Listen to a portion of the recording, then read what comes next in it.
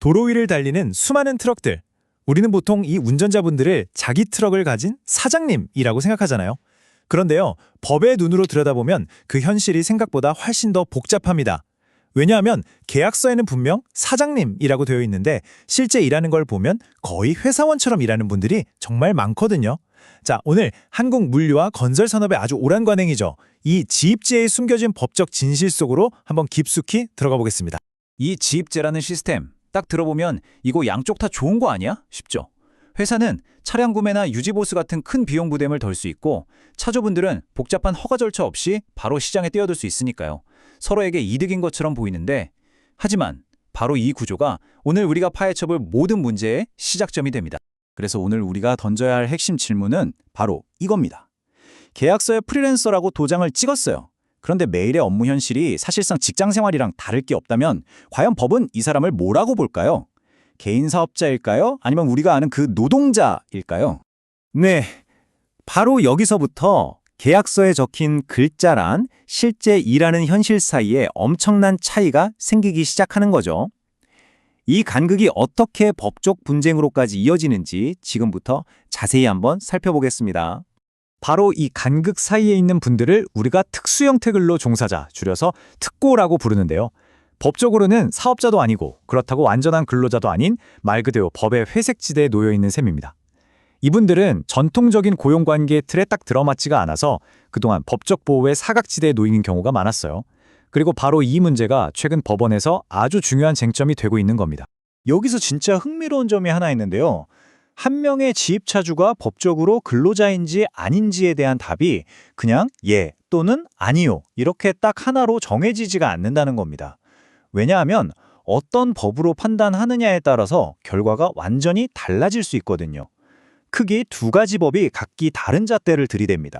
근로기준법은 한 개인의 권리, 예를 들어 퇴직금이나 휴가 같은 걸 보호하는 데 중점을 두고요. 반면에 노동조합법은 여러 명이 뭉쳐서 목소리를 낼 권리, 즉 노조 만들고 협상할 권리를 보장하는 데 초점을 맞춥니다.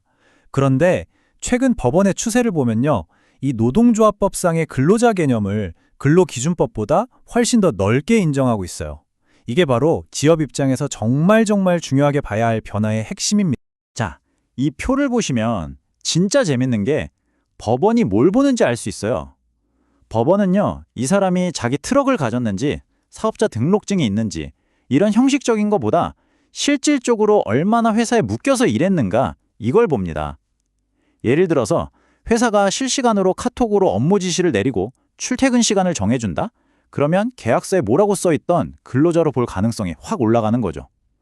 반대로 기사님이 오늘 이 일은 하기 싫다고 자유롭게 거절할 수 있고 아프면 다른 사람한테 대신 일을 맡길 수도 있다?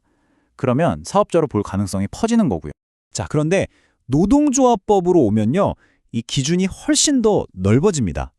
매일매일의 통제가 조금 느슨하더라도 이 사람의 생계가 사실상 이 회사 하나에 완전히 달려있다. 그리고 회사가 일방적으로 보수를 결정한다. 이러면 노동조합을 만들어서 회사와 동등하게 협상할 권리가 있다고 보는 겁니다. 설령 개인 사업자라 할지라도 뭉칠 권리는 줘야 한다는 거죠. 자, 그럼 이론은 이쯤 하고요. 실제 법정에서는 어떤 일들이 벌어지고 있는지 한번 들여다보겠습니다.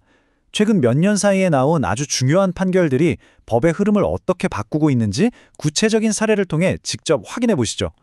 최근에 모든 판결을 꿰뚫는 딱 하나의 키워드가 있다면 바로 이겁니다. 실질. 법원은 더 이상 사업자 등록증이나 운송 위탁계약서 같은 형식적인 서류에 얽매이지 않아요. 그 대신에 그래서 실제로 어떻게 일했는데 이 본질을 파고들고 있습니다. 이 표가 바로 그 명확한 증거입니다. 보세요.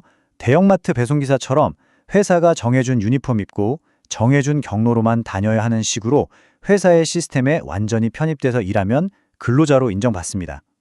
반면에 음식 배달 라이더처럼 여러 플랫폼을 동시에 쓰면서 자유롭게 일을 고를 수 있으면 부인되는 경향이 뚜렷하죠. 핵심은 이거예요. 이 기사에게 스스로 더 많은 돈을 벌 수 있는 사업가적인 자율성이 있었는가, 아니면 단순히 회사의 지시를 따르는 하나의 부품이었는가. 바로 이 지점이 판결을 가르는 겁니다. 이 흐름이 이제는 건설업계로까지 번지고 있습니다. 특히 최근에 나온 부산지방법원 판결은 굉장히 상징적인데요. 전통적으로 자영업자의 대명사처럼 여겨졌던 레미컨트럭 기사님들마저도 사실상 제조사의 배차 없이는 단 한 푼도 벌 수 없는 종속적인 관계에 있다고 본 겁니다. 그래서 노동조합 활동의 정당성을 인정해줬죠. 이건 업계에 정말 상당한 파장을 일으키고 있습니다. 자, 그럼 이제부터는 관점을 완전히 바꿔서 기업 입장에서 이 문제를 한번 보겠습니다. 법원의 이런 변화, 이거 그냥 법률 지식이 아니에요. 어쩌면 회사의 존립을 위협할 수도 있는 정말 실제적인 리스크인데요. 어떤 점들을 주의해야 하는지 사측의 입장에서 구체적으로 한번 짚어보겠습니다. 혹시 기업 관리자 분들이시라면 이 슬라이드를 정말 주목하셔야 합니다. 업무 통제를 위해서 계약서에 넣었던 바로 이 조항들, 회사의 지시에 성실히 응해라, 다른 회사 일 하지 마라. 바로 이것들이 역설적으로 법정에서는 이것 보세요. 회사가 직원을 관리하듯 통제하지 않았습니까? 라는 근로자성의 결정적인 증거로 사용됩니다. 통제를 강화하려다 5.15 퇴직금에 4대 보험료에 막대한 법적 책임을 한꺼번에 떠안게 되는 셈이죠. 이건 실제 판결문에 등장한 메시지입니다. 계약서에는 독립적인 사업자라고 명시해놨지만 단체 대화방을 통해서 이런 비공식적인 지시가 오갔다면 어떻게 될까요? 법원은 바로 이런 일상적인 소통을 그 어떤 계약서보다 더 강력한 실질적 지휘 감독의 증거로 봅니다. 문서화된 계약보다 매일매일의 관리가 훨씬 더 중요하게 작용하는 겁니다. 자, 이제 논의의 범위를 개별 판결에서 더 큰 틀로 넓혀보겠습니다. 바로 정부의 정책 변화인데요. 최근 정부의 움직임은 이 지입제 시장 전체의 판도를 바꾸고 있습니다. 여러 변화가 있지만 특히 2023년 7월부터 모든 지입차주에게 산재보험이 의무 적용됐다는 거, 이게 정말 중요한 신호탄입니다. 국가가 공식적으로 이분들을 순수한 자영업자가 아니라 사회적인 보호가 필요한 노동계층으로 보고 있다는 아주 강력한 시그널이거든요. 그러니까 이제 기업은 저 사람은 우리 직원이 아니라서 보험 가입 안 했습니다. 라는 주장을 할 수가 없게 된 겁니다. 오히려 보험료를 분담하면서 이분들이 우리 사업장의 구성원이라는 걸 법적으로 인정하는 구조에 편입된 거죠. 이건 기업의 비용과 책임의 근본적인 변화를 가져오는 겁니다. 지금까지의 모든 논의를 이 그래프 하나로 요약할 수 있습니다. 한 회사에 대한 경제적, 인적, 종속성이 높고 회사 사업에 깊숙이 편입되어 있으면서 업무 자율성이 낮다? 그러면 법적으로 근로자로 인정될 위험은 기하급수적으로 높아지는 겁니다. 결국 지입차주의 법적 지위는 종속성, 편입성, 그리고 자율성이라는 이 세 가지 변수가 만드는 하나의 함수와 같습니다. 그렇다면 기업에게 남은 선택은 무엇일까요? 과거의 관행에 기댄 채 계속해서 이런 법적 리스크를 안고 갈 것인가? 아니면 차주의 자율성이라는 변수를 존중하고 키워주는 새로운 상생의 모델을 만들어갈 것인가? 이제는 정말 선택해야 할 시간입니다.